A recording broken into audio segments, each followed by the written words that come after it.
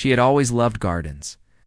Ever since she was a child, the idea of tiny seeds growing into bright living things fascinated her. It was not just about flowers or colors, but about life itself, about seeing something fragile turn into something strong with care and patience. When she finally bought her first home, a small, quiet house in a neat neighborhood, she knew exactly what she wanted to do. She wanted a garden that spoke of her life, her hopes, and her quiet moments. It was not a grand mansion with acres of land, but the small patch in front of her house called to her. She saw endless possibilities in that little space. She started slowly, planting a few flowers, a few shrubs, nothing too fancy. Every evening after work, she would go out with her gloves and trowel.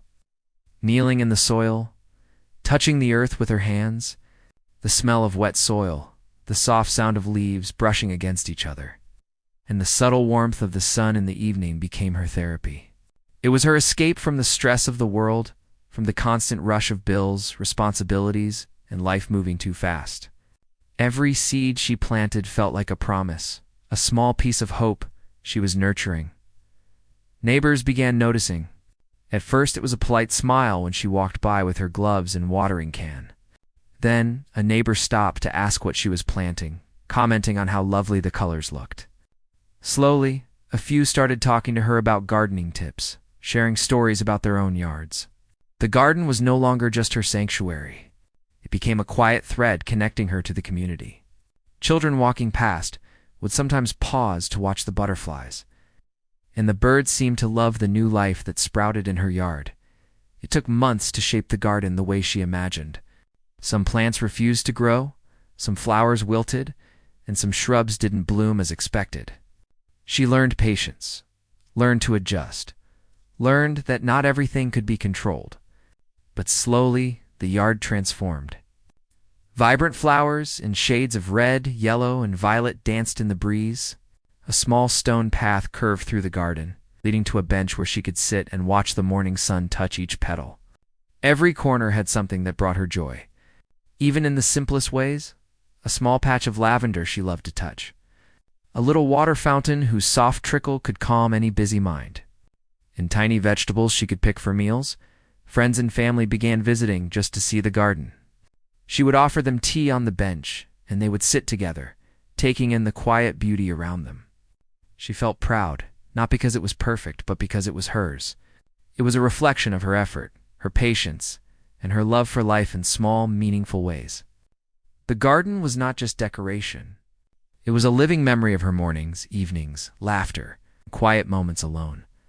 But not everyone shared her love for gardens. Across the street, the neighborhood association, known simply as the HOA, had very strict ideas about what a house and yard should look like. They valued uniformity, neatness, and rules above all else. At first, they did not notice her small changes. Her flowers were colorful, but the yard looked tidy. The stone path was neat, and everything seemed in order. She thought she had struck the perfect balance between personal expression and following the rules. She believed that small joys could coexist with community standards. Over time, however, her garden began to attract more attention. Passersby would stop and take photos. Local blogs even mentioned it as a charming spot in the neighborhood. She received compliments from people she didn't even know. While she felt happy, this attention also drew the eyes of the HOA board. They began to see her garden not as beauty or care, but as something that stood out, something that did not fit their rigid idea of conformity. A simple act of planting flowers and building a small path suddenly became, in their eyes, a problem. She first noticed the tension when one of the board members approached her with a polite smile but a serious tone. "Your garden is quite something," he said. "But you know our guidelines. We want things to look uniform. Maybe you can adjust some parts." She felt a knot in her stomach. Adjust. She asked what exactly was wrong. He mentioned the height of the shrubs, the type of flowers, the stone path. None of it seemed unreasonable to her, but it felt like an attack on her personal space, on her creation. She nodded politely, promised to consider the suggestions, went inside feeling uneasy. Over the next weeks, she tried small changes. She trimmed some shrubs, shifted a few plants, even rearranged part of the stone path. But nothing seemed to satisfy them. The HOA started sending letters, polite at first, but the tone quickly became strict. Every little detail of her garden became a point of contention. She read each letter with a growing sense of disbelief. Was it really possible that taking care of a garden, bringing life to a small yard, could become a legal and social problem? The joy she once felt in her garden began to mix with anxiety. Every morning she wondered if she would come home to another notice or threat. Yet she refused to give up. Her neighbors began noticing the change in her mood. Some offered support quietly. Some expressed sympathy and some remained neutral. Unwilling to risk conflict with the HOA, but a few children continued to come by.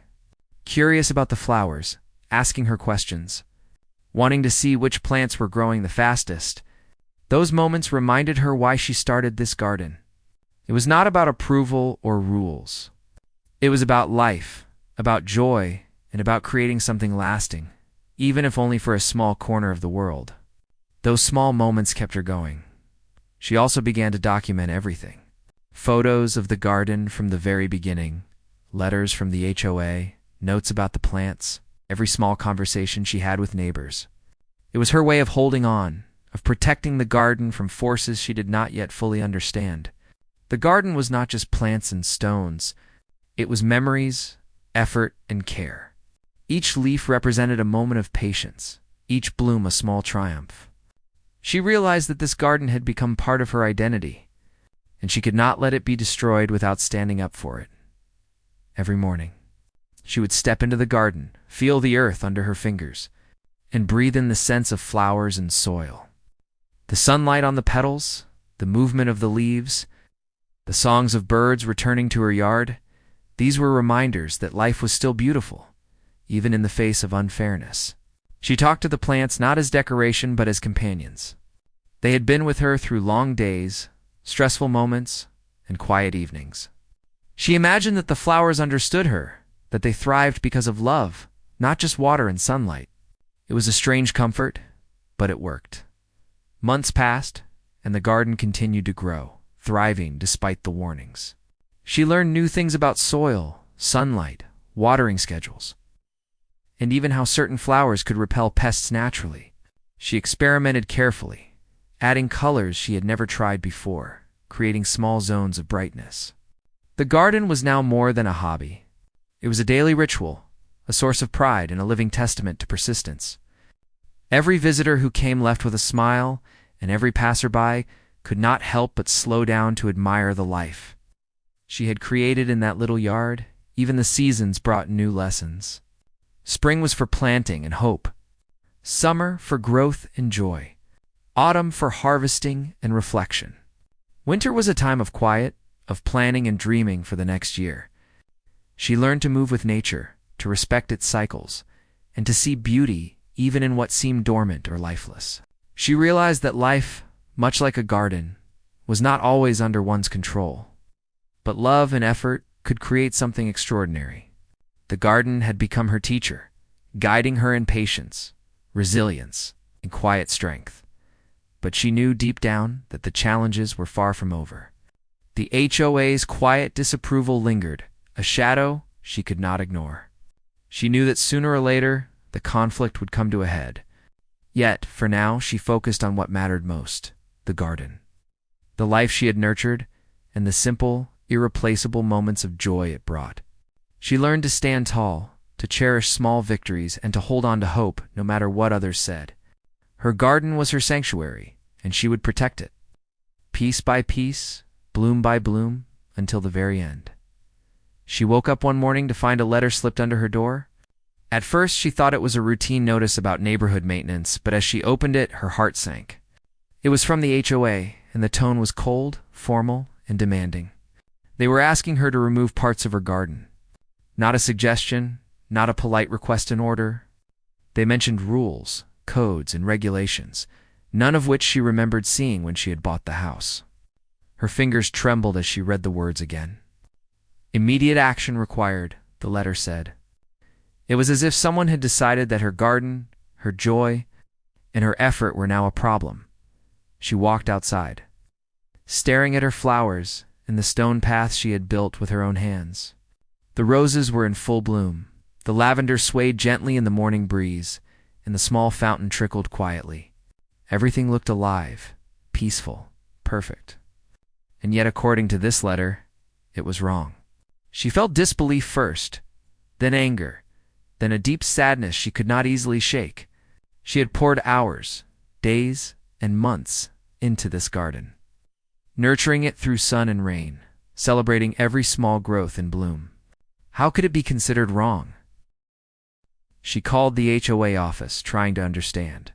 A polite voice answered, explaining the rules in a way that felt both official and detached. They spoke about uniformity, standards, and community guidelines. They mentioned neighbors' complaints, though no one had ever spoken to her directly. They gave her a list of things that needed to be changed, from the height of shrubs to the types of flowers, even to the style of the stone path. Every word felt like an attack, not on her garden, but on her very right to enjoy her own home. She tried to remain calm, taking notes, but the voice on the other end repeated the same phrases over and over, ending with, "We expect compliance immediately." For days, she walked around her garden in silence, touching each plant, each stone, wondering what to do. She loved this garden. It was her safe place, her pride, her little sanctuary in a world that often felt too harsh and fast. Every flower had a story, every path a memory. The thought of removing anything, of tearing out years of effort, felt unbearable. Yet the letters kept coming, each more insistent than the last. Fines were mentioned, deadlines were set, and the cheerful independence she had felt in this home began to fade into stress and worry. She reached out to some neighbors, hoping for advice. A few were sympathetic, nodding and murmuring about how strict the HOA could be, how difficult it was to fight back. Others were more cautious, warning her not to make the situation worse. A couple of neighbors even suggested she might be better off trimming the garden slightly to avoid conflict. But she could not bring herself to do that. Every plant represented a small triumph, every bloom a piece of herself. To cut it down for the sake of compliance felt like giving up on herself. Yet she also knew the HOA could continue escalating. She could not ignore their power. She spent nights reading through HOA rules and regulations, trying to find anything that might support her. Some clauses seemed clear, others vague. She discovered that many of the rules were outdated or inconsistently enforced. Some neighbors had gardens far more unusual than hers, yet they had not received complaints. It felt unfair, personal, and targeted. She wrote down notes, highlighted passages, and even took photos of her garden, recording every angle, every bloom, every corner. She needed proof. Evidence that she had always cared for her yard responsibly and with respect for the community. The first face-to-face interaction with the HOA board was worse than she imagined. A meeting was scheduled at the community center, and she went, hoping for a calm discussion. She pictured a conversation where they would explain their concerns, where she could share her love for the garden, and where compromise might be possible. But as she walked into the room, she realized she had been naive. The board members were already seated, their expressions firm and formal. They read from prepared notes, listing violations, and making it clear that they had no intention of listening to her explanation. It felt like her words did not matter. Her garden was now a problem, and the board had decided its fate before she even spoke. She tried to speak calmly, explaining how the garden brought life, how it connected her to the community, how it was part of her identity. She mentioned children stopping to watch the butterflies, neighbors asking questions, and the small beauty it added to the street. She spoke about the care she had taken, the hours spent, the money invested, the effort and love that had gone into every stone and plant. She even mentioned her plan to maintain the garden in line with general aesthetic standards. But the board barely looked up. They shook their heads, crossed their arms, and repeated the same phrases from the letters. "It does not comply with our guidelines," they said. "Changes must be made immediately." She left the meeting feeling crushed, her stomach heavy and her mind spinning. How could something so beautiful, something so personal, be attacked in this way? She wanted to cry, to scream, to tell someone that this was not fair. But she had to be strong. She walked slowly back to her garden, needing to see it, to touch it, to remind herself that it was still there, still alive, and still hers. She knelt by the flowers, ran her fingers over the soil, and felt a spark of determination. They could send letters and threaten fines, but they could not yet take away her love for what she had created. She decided to write back carefully and politely. She explained her perspective, her attachment, and her desire to cooperate without destroying the essence of the garden. She attached photos, notes, and evidence of how well-maintained the yard was. She mentioned her hope for a solution that would satisfy both her love for the garden and the HOA's standards. Days passed and there was no response. Then another letter arrived, sterner than the first. Deadlines were shorter, fines larger, and the tone more aggressive. The polite veneer was gone. Now it felt like a battle. The joy she once felt in her home began to erode under the weight of these demands. Her friends noticed the change. She spoke less about her garden, smiled less, and spent more evenings indoors, worrying about what would happen next. Yet every morning, she returned to the garden. She watered the flowers, checked the soil, and nurtured the plants as if their life depended on her care alone. And in a way it did. The garden had become more than a hobby. It was her emotional refuge, a symbol of resilience. In a place where she could reclaim peace in a world that seemed increasingly unjust. She refused to let the HOA destroy not just the plants, but the hope and calm they represented. The tension began to affect her sleep. Nights were long and restless, filled with thoughts of what the HOA might do next. She imagined workers tearing out flowers, pulling up stones, and removing every trace of her effort.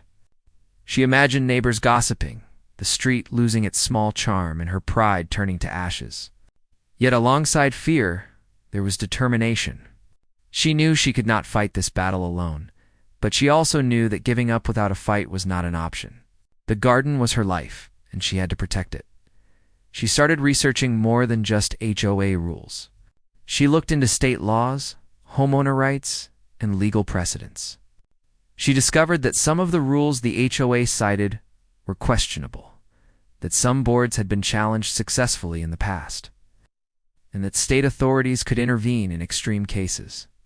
She read stories of homeowners who had fought and won, of gardens and yards restored, of fairness and justice prevailing. Each story gave her a small spark of hope. She realized that knowledge was power, and the more she learned, the stronger she felt. It's not just for her garden, but for herself. Neighbors began to take notice of her persistence.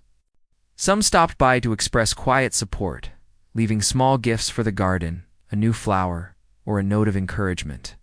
Children would wave as she worked, saying hello, their curiosity and innocence reminding her of the beauty in everyday life. Even those who were cautious seemed to admire her determination. The garden, once a private joy, had become a quiet symbol of resistance. A reminder that care and love could not easily be erased. And for her, that was enough to keep going, to keep standing tall in the face of intimidation. One afternoon, a particularly stern letter arrived, marked urgent. She opened it with a deep breath, her hands shaking. It stated clearly that noncompliance would result in fines, legal action, and the possibility of contractors being sent to remove the garden at the homeowner's expense. She sat on the edge of her bench, staring at the flowers, the stones, and the tiny fountain. She felt anger, frustration, and disbelief, but also a strange sense of resolve. She realized that she could not fight this with anger alone. She needed a plan, evidence, and patience. The battle had begun, but she would not back down. She spent the next few days documenting everything meticulously. Photos of every corner, videos of the plants, records of maintenance, and notes on the HOA's communications. She wrote down dates, times, and details of every interaction. It was exhausting work, but it gave her a sense of control. The garden, which had always been her emotional refuge, now became her shield. Each photo was a reminder that beauty, care, and effort mattered. Each note was a testament to her perseverance. She began to feel that no matter what the HOA did, she had done nothing wrong. She had nurtured life, respected her home, and acted with integrity. The weeks passed slowly, filled with tension, small victories, and quiet moments of hope. She tended her garden every day, finding comfort in the sunlight on petals, the gentle wind, and the songs of birds. The conflict was heavy, but it also revealed her strength. She discovered patience she did not know she had, courage in the face of unfairness, and resilience in protecting what mattered most.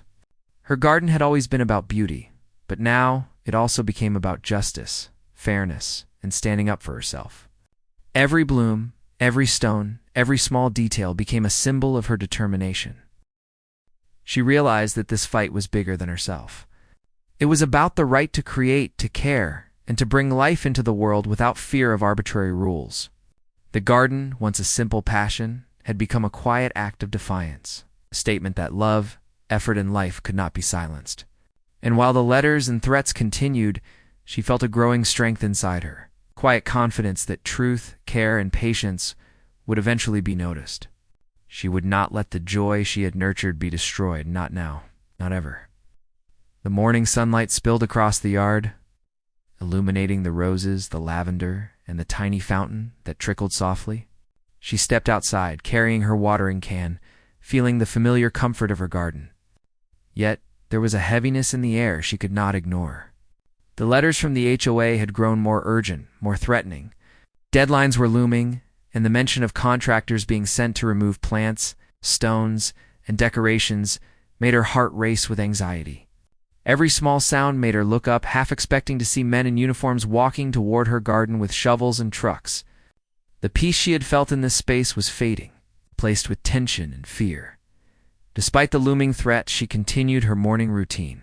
She knelt by the roses, touched each petal, and whispered encouragement, as if speaking to friends. The lavender swayed in the breeze, the fountain murmured, and birds perched on the branches, singing their morning songs. It was all still alive, still beautiful, and she clung to that. The garden had always been more than plants. It had been her comfort, her therapy, her connection to life in the middle of a world that often seemed harsh and unfair. Yet she knew the time might be coming when the beauty she had nurtured would be violently challenged. A few days later, she received a notice that made her stomach drop. The HOA had scheduled a visit to her property, claiming that contractors would arrive to correct violations if compliance was not met. The letter was formal, impersonal, and strict, leaving no room for negotiation. She stared at it in disbelief. This was real. The threat she had feared was now official. Her hand shook as she reread the words. She thought about the roses, the stone path, the fountain, the small vegetables she had planted. Everything she had built with care, every moment of peace and pride, was now under threat of being torn away. She tried to prepare herself for the confrontation. Walking around the garden, as if inspecting it one last time, she noted the flowers that had bloomed brightest, the paths that were neatest, and the corners where the soil was soft and well-turned. Every detail mattered. Every small act of care could serve as proof of her dedication. She took photographs, recording each section of the yard from multiple angles. She documented the birds and butterflies that visited, noting how the garden had become a small ecosystem, alive and thriving. She wanted evidence that this was more than just a decorative space. It was a living, breathing creation, deserving of respect. When the day of the visit arrived, her heart pounded with a mix of fear and determination. She watched from her kitchen window as the contractors arrived, trucks rumbling down the street, their tools clanking. Members of the HOA followed, clipboard in hand, their expressions stern and professional. She stepped outside, trying to remain calm, greeting them politely. They barely acknowledged her presence. Their focus was on the garden, assessing it critically, pointing out violations as they walked. Each word felt like a small cut, as if they were tearing apart not only her garden, but the effort and love she had poured into it. She tried to speak, to explain, to appeal to their sense of fairness. She mentioned the beauty of the garden, the care she had taken, and how it had become a small haven for neighbors and children passing by. She talked about the time she spent maintaining it, the money invested, and the joy it brought her. But her words seemed to fall on deaf ears. The contractors moved on. The board members scribbled notes, and she realized that nothing she said mattered. The garden, once her sanctuary, was now being judged as a problem, a violation. Something to be corrected rather than celebrated. Hours passed as the inspection continued. They measured plants, examined stones, checked pathways, and even evaluated the height of the grass. She felt a mixture of frustration and despair. How could something so alive, so personal, be reduced to measurements, rules, and fines? She wanted to scream, to shout, to defend every petal and leaf. But she forced herself to remain calm, silently observing, making her own notes, recording details. Every moment was a struggle between fear of losing her garden and the determination to protect what she had created. After what felt like an eternity, the HOA and the contractors left, leaving her in a quiet, tense silence. For a moment, she thought the worst was over. Perhaps her explanations and careful documentation might delay any action. But the next day, she received a notice that the HOA had determined the garden was in violation and ordered immediate removal of all non-compliant features.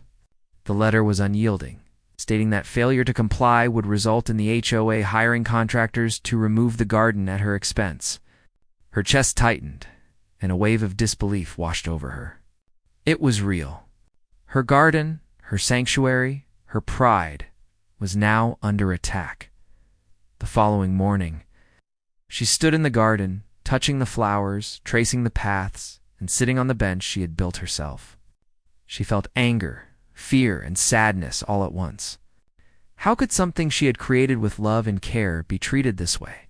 She thought about the hours she had spent kneeling in the soil, the quiet mornings and evenings, the small victories of a bud blooming or a plant surviving a storm. All of that seemed meaningless to the board. Yet she also felt a spark of determination. They could not yet destroy what she loved without resistance. She would fight, document, and protect every inch of the garden she had nurtured. As the days passed, she noticed signs of the HOA's plans. Trucks appeared near the neighborhood, surveyors took notes in other yards, and whispered conversations among neighbors hinted at the pending action. Fear and anxiety became constant companions, but she refused to give up. She spent long hours photographing every plant, every stone, every flower, and even recorded videos of the garden from sunrise to sunset. She documented watering schedules, soil care, and the daily activity of birds and insects. Every detail mattered. She knew that if the contractors arrived, she would need proof that this garden was more than just decoration. It was a living, nurtured space deserving of protection. One morning, she noticed the sound of engines approaching. Her heart raced as she looked out the window. Contractors, tools, and heavy equipment were moving down the street toward her house. She ran outside, hands trembling, trying to speak to them. But they were professional, focused on their task, and the HOA representatives were already giving instructions. "Start here," one said, pointing to the stone path. "Remove these plants," another added, directing the workers toward the roses. She felt helpless, watching the first petals being pulled, the first stones being lifted. It was as if time had slowed, and every moment was a small heartbreak. She tried to intervene, explaining that some plants were essential, that the paths were carefully placed, that the garden was a living space, not a violation. But her words were ignored. The contractors moved with efficiency, tearing out shrubs, uprooting flowers, and dismantling the stone path. Every action felt like a strike against her patience, her effort, and her love. She knelt on the ground, holding a small flower, trying to protect it. But there were too many hands, too many tools, too many orders. She felt a deep ache, a sadness that went beyond words. The garden, which had been her refuge for years, was being destroyed before her eyes. Neighbors began to watch, some in disbelief, some whispering quietly, and some shaking their heads.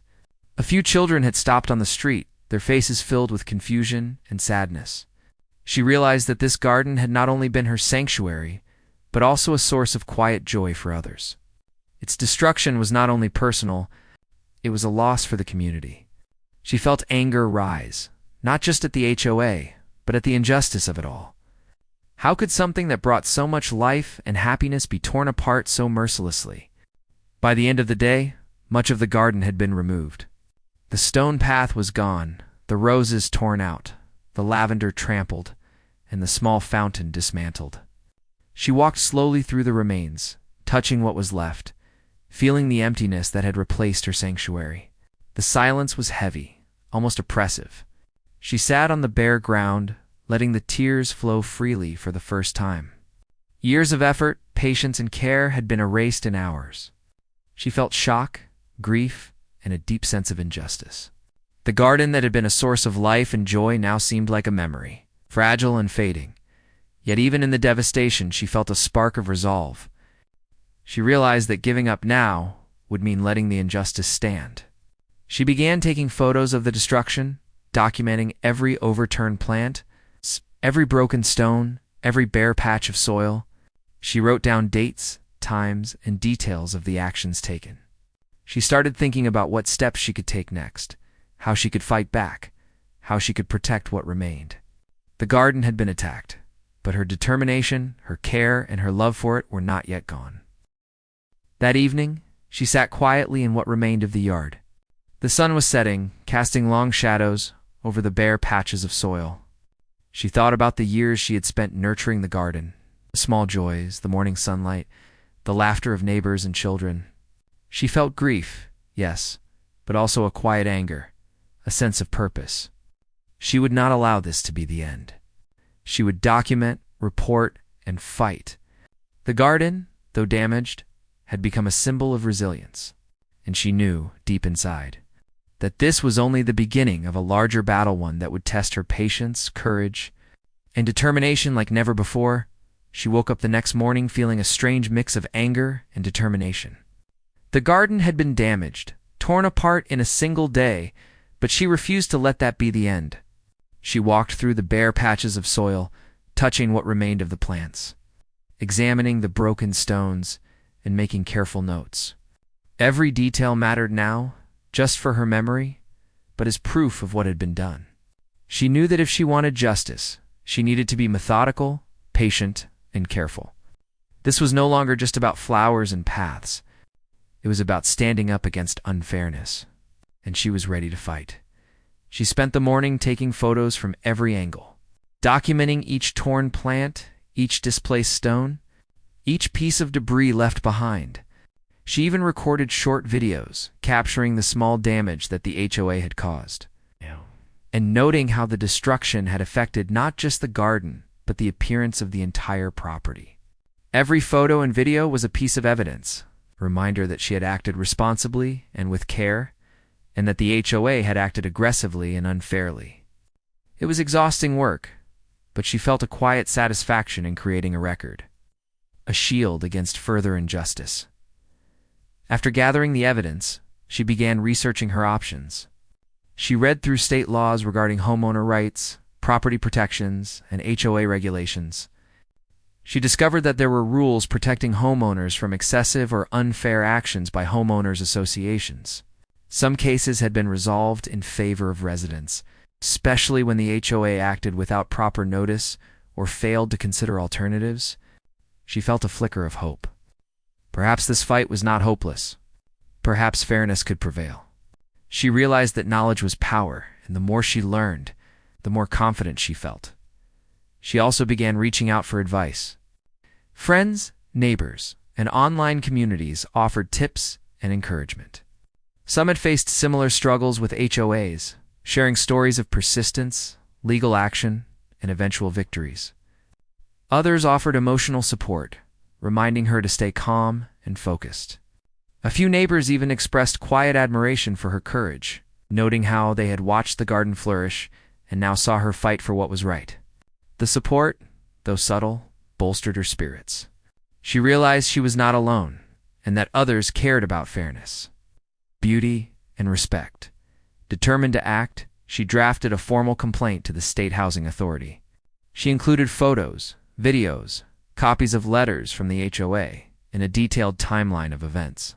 She described how she had maintained the garden, the sudden inspections, the destruction carried out without proper notice, and the emotional toll it had taken.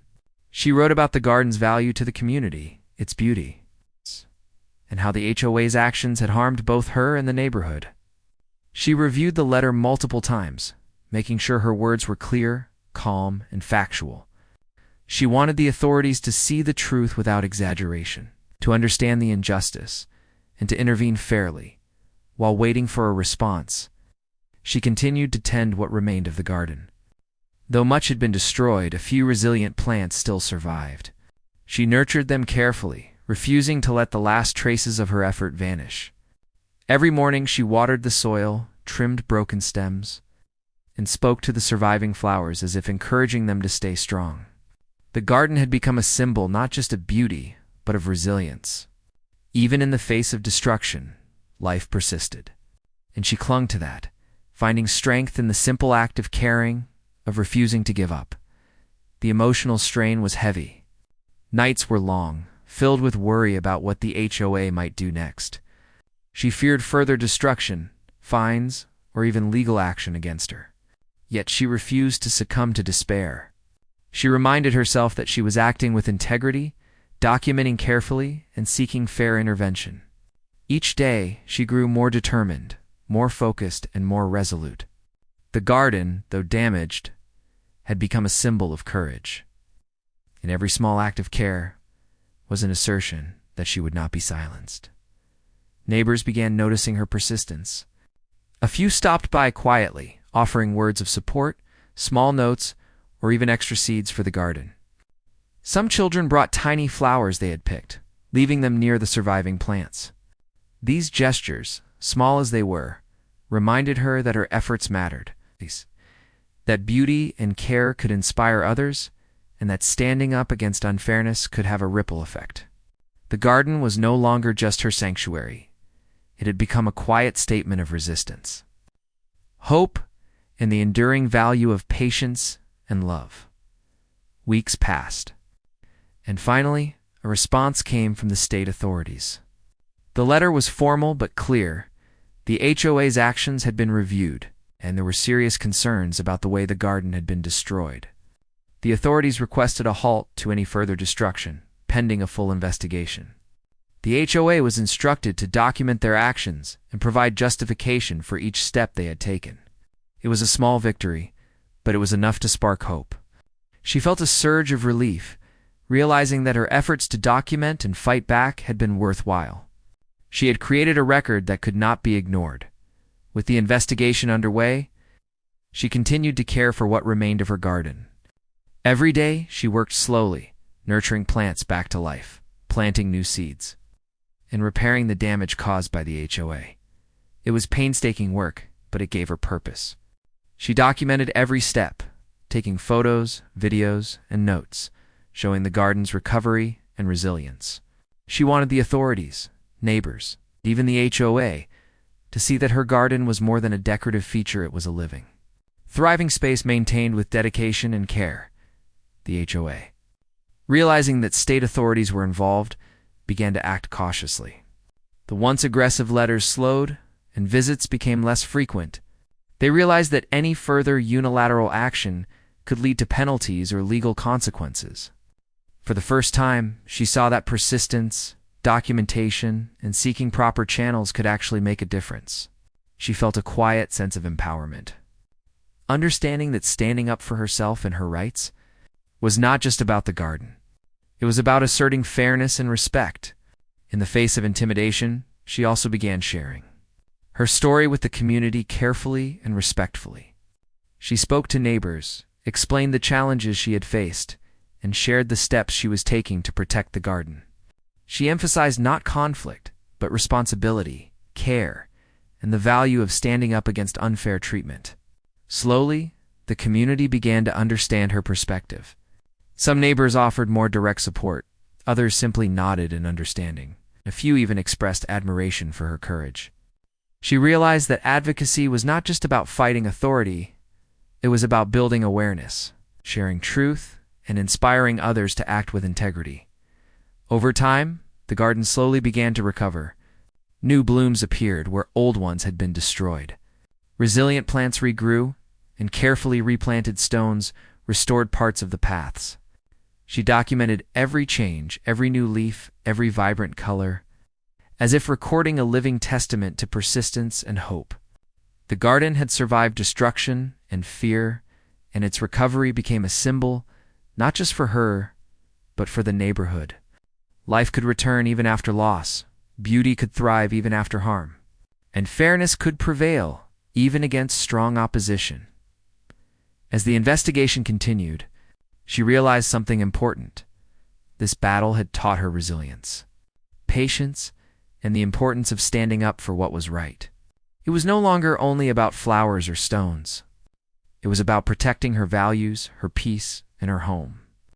Every act of care, every photo, every note became a tool of empowerment. She had transformed fear and grief into determination, creating a story of courage that could inspire others. The garden, once a quiet joy, had become a symbol of strength, persistence, and hope. Finally, after weeks of waiting, the state authorities concluded their investigation. Their report found that the HOA had acted unfairly, that proper notice had not been given, and that the destruction of the garden had been excessive. The HOA was ordered to halt further action, and the homeowner was given the right to restore her garden fully, without interference. The news was overwhelming. Relief, joy, and triumph washed over her. Years of work, care, and love could now be preserved, protected, and celebrated. She felt a deep sense of validation, not just for the garden, but for herself, for standing firm, and for refusing to surrender to unfairness. She began rebuilding her garden with renewed energy. The soil was carefully prepared, new plants were added, and the paths were restored. Each flower, each stone, each detail was a celebration of resilience and victory.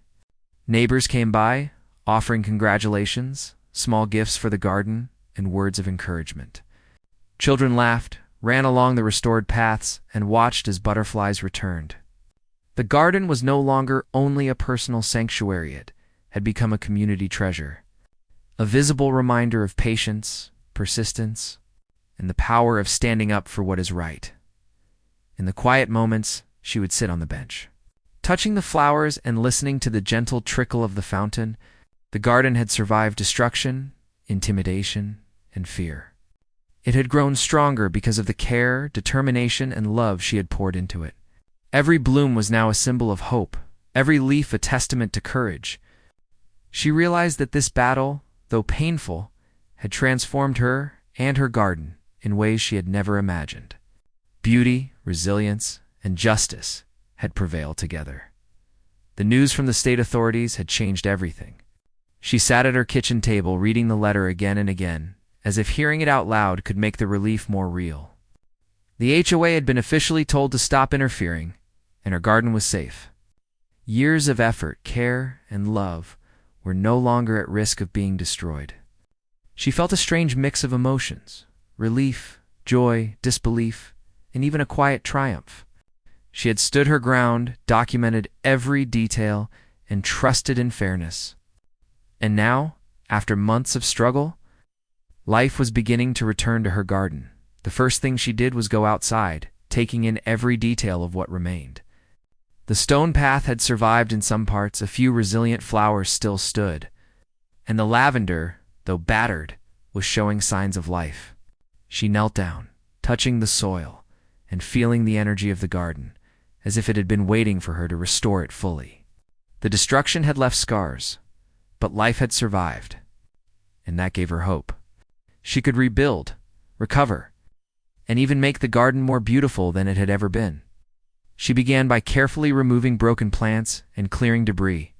Every piece of stone that had been displaced was set back in place. She worked slowly, deliberately, treating each plant and each stone with respect. It was not just maintenance, it was healing. She spoke softly to the remaining flowers, whispering encouragement as if they could understand her words. Every bloom, every leaf, every patch of soil was a reminder that life could endure even after hardship.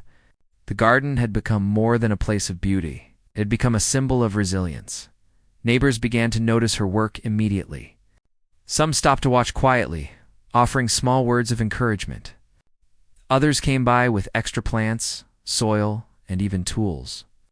A few children wandered over, curious and excited to see the garden coming back to life. Their laughter, questions, and excitement reminded her why she had started this project in the first place.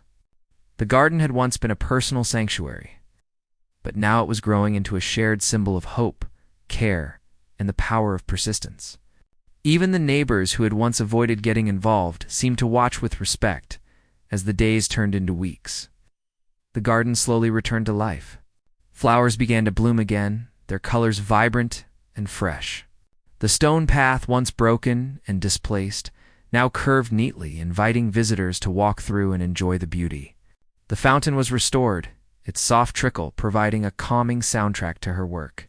Every day she added small touches, a new plant here, decorative stone there, a carefully nurtured sapling in another corner. Each addition was a statement. The garden was alive, thriving, and stronger than before. The HOA, now under state scrutiny, had become cautious. Their aggressive letters stopped, and their visits were no longer intimidating. They had been warned that further action could result in penalties and legal consequences. The shift in power was subtle but undeniable. For the first time in months, she felt safe in her own yard. She could enjoy the garden without fear, without anxiety, and without the constant shadow of unfair rules looming over her. It was her space again, and she was determined to make it flourish.